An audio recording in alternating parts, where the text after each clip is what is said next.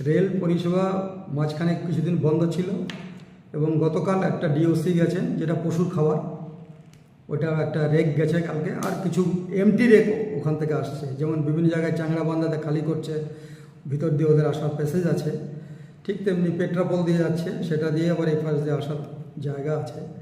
সেই জন্য এখানে এমটি রেক কয়েকটা গেছে।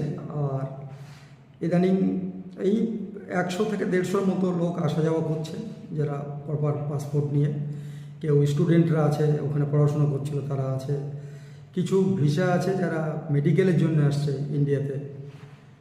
মেডিকেল তো ম্যাক্সিমাম ওখান থেকে এখানে আসে, মেডিকেলের ট্রিটমেন্টের জন্য প্রচুর লোক আসে। সেই হিসাবে সব আসছেন, অথরাইজ সব। আর কিছু লোক এখান থেকে ট্যুরিস্ট ভিসাতেও আসছেন, আসা যাওয়া করছেন।